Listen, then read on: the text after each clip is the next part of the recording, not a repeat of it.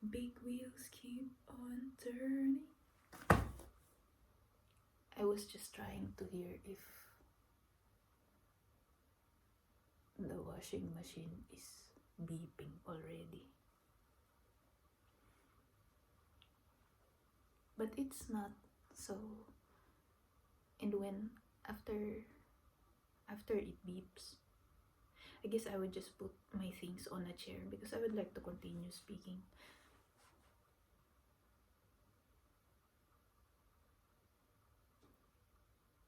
So there was this interviews from two people that got recommended on my YouTube, sort of,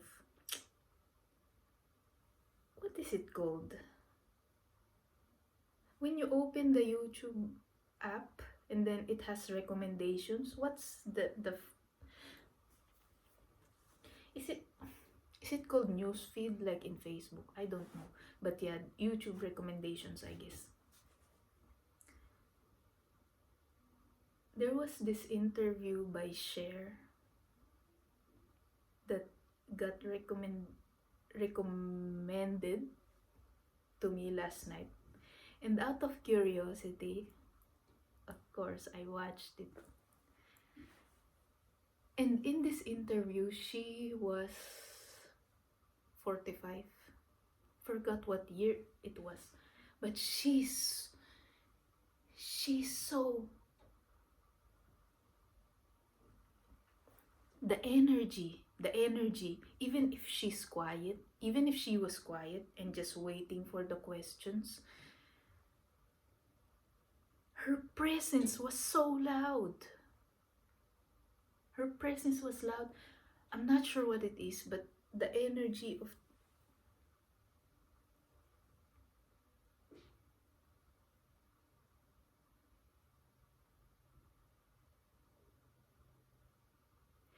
yeah, there's just something. There's something.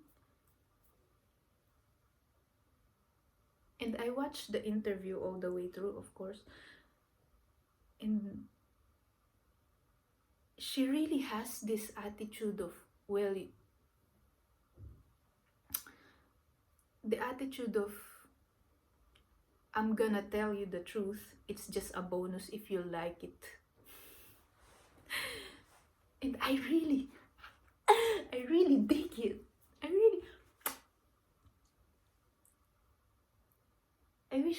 I wish I also could have that kind of, because the presence, it's like glowing from behind her.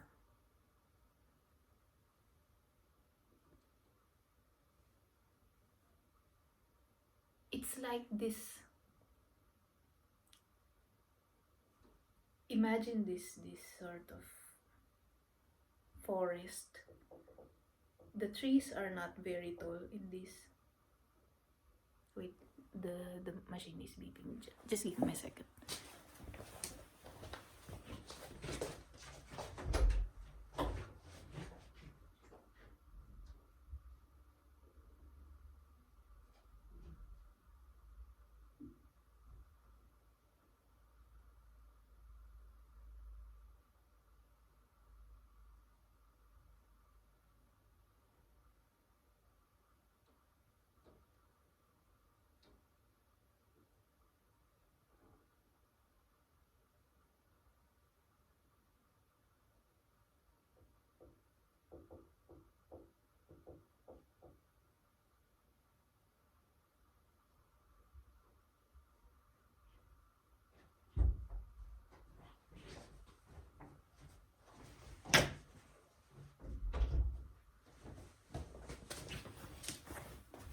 Yes, that's the sound of my responsibilities being dropped to the floor. I'll deal with that later.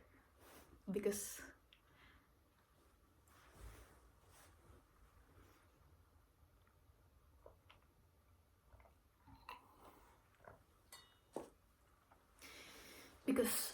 wait, did I just breathe through my mouth? I think I did. The teacher last night told us that it's wiser to, we always have to be conscious, as students of course, we always have to be conscious about how we breathe, because if it if we breathe through the nose, it goes to the other parts of the body and it gets warmed up before it reaches. Because if the breath goes through the mouth, like, I'm not gonna do that again, the air is cold and it dries the throat, and it's not nice, the effect. So where was I?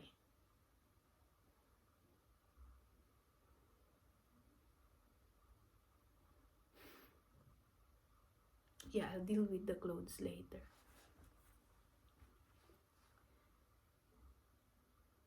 Because I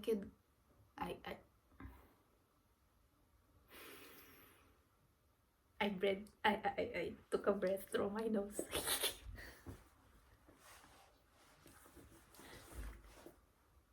Because I could not leave that in the machine.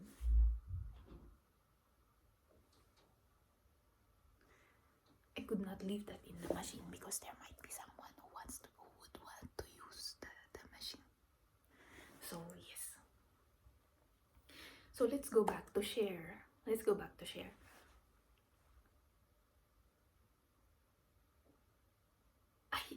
I just admired that the way she was.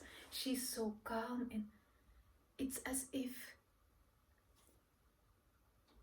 it's as if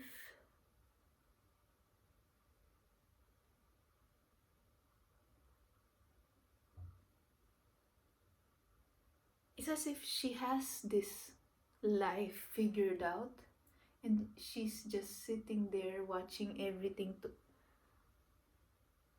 to unfold, and it will unfold according to her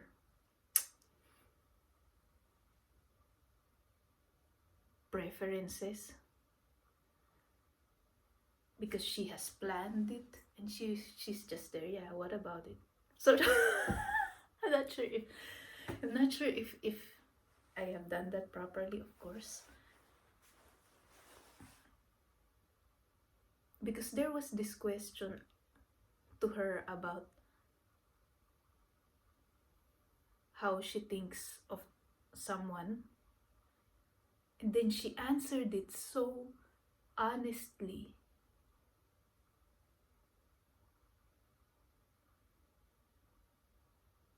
without the sound of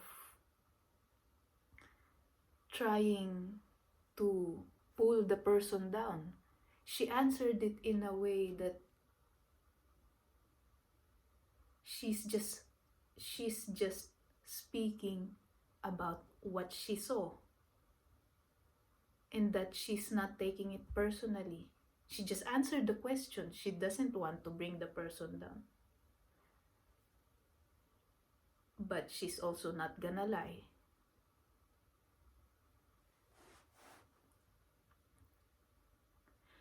It's am I fangirling? I think I am. I think I am fangirling.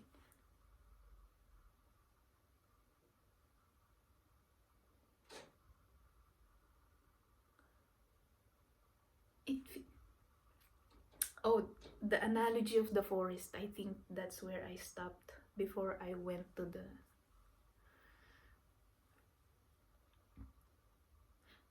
it's like a forest. Her energy is like a forest when there's a full moon in this forest. Of course you will not notice it, what I'm about to say next. You will not, it's not visible, because you see the trees in this forest, trees, and they're not maybe as tall or as grand, but the roots of these trees, they reach to the as far. Basically, the roots are more grand beneath than what it is showing on the outside. That's the kind of energy that she has on that interview, at least, and on that, on maybe where she's at in her life at the time. That's I'm like, I want to be like that when I grow up. I want to be like that. It's just, I wonder what it is. It's probably the confidence of having that career that she had, that she has still, that survived everything, the time, and it's probably that. And maybe some other things that she's not speaking about that she managed to flourish in.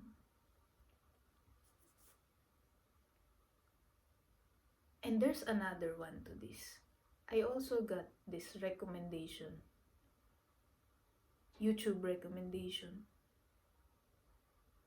which is another interview by Dolly Parton. And according to the comment section, it is the first interview that she had, first televised or something. It's the interview that established her out there, I guess.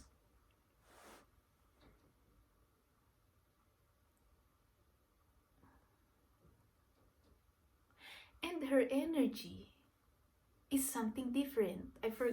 I'm not sure how old she is in here. I forgot exactly what year as well. The energy is different. It's it's more like it's more like a meadow. It's more like a meadow where the skies are blue all the time, and it doesn't get very cloudy there in that meadow, and there's always butterflies and the flowers never wilt. There's all sorts of flowers, and there's maybe a tiny hill from far away, and it's always warm here in this meadow. That's her energy. Like when she speaks, when she, to me, that's how. I'm not sure to other people as well, but when I watched her, that's what I got, the feeling of watching her speak and perform and laugh. It's it's like I am watching the butterflies fly from flower to flower, and the clouds moving slowly somewhere in the sky. That's her energy. It's warm, it's light, it's sunny, but also it's very calm. Both of them, both of the energy of them, it's calm, but it's a different way of being calm, I guess. It's a different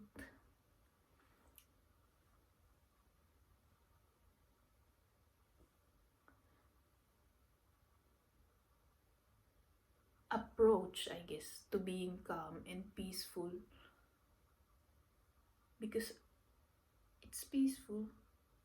There is a nighttime peaceful and then a daytime peaceful, and I guess that's them. Cher is more like the nighttime full moon, crows making sound and flying around, peaceful.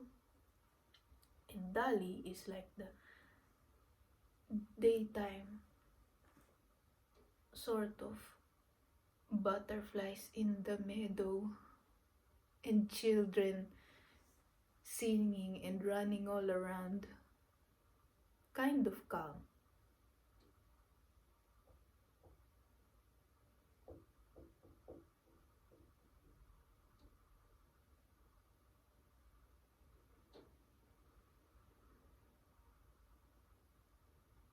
And there's also another thing that they have in common. They both have this regal energy. Again, in a different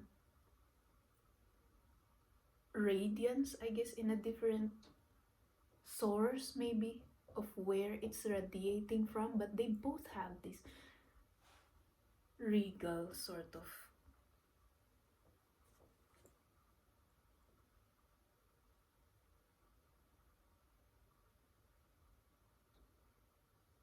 And that's something very admirable. It's so nice. I wonder I wonder how someone can have that. Is there like,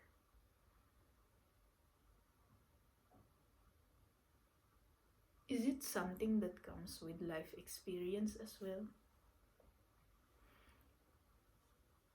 Because another thing that I found out about Dolly, it's weird calling her Dolly because in the Philippines we have this culture of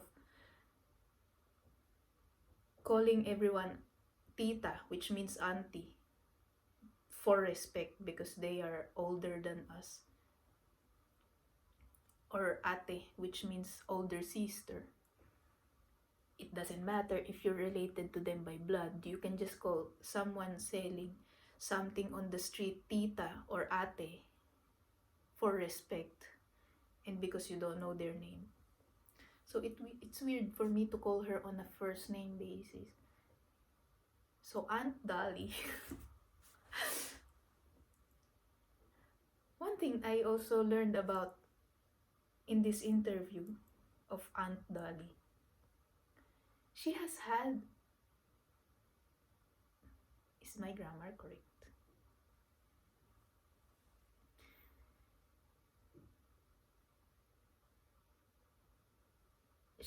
The childhood in her childhood phase of her life is quite an interesting one.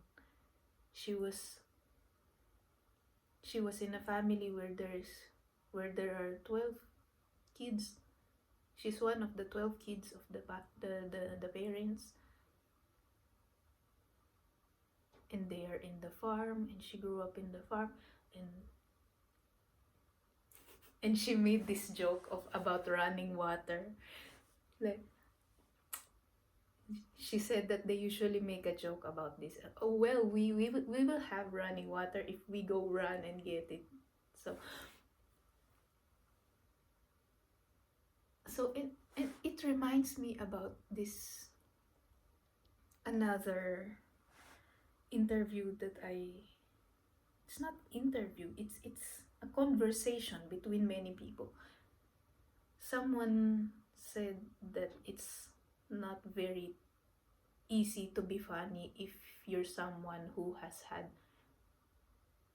an easy life or an easy childhood. If you're someone who, when you were a kid, you had a pool outside of your house, in your backyard, you have a pool in your backyard, it's not very easy to be a comedian, he said. It reminded me of that when she spoke about how they were when they were kids in the farm doing some farm work. And it's just so inspiring to hear that. So inspiring.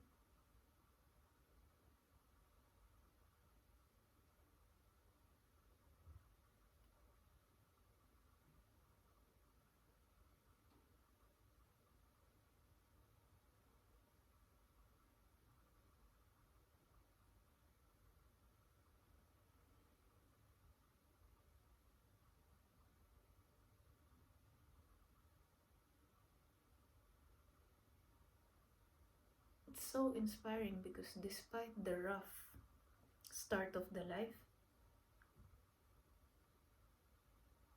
she got herself to where she is. And her career also. It's still going. It's still going.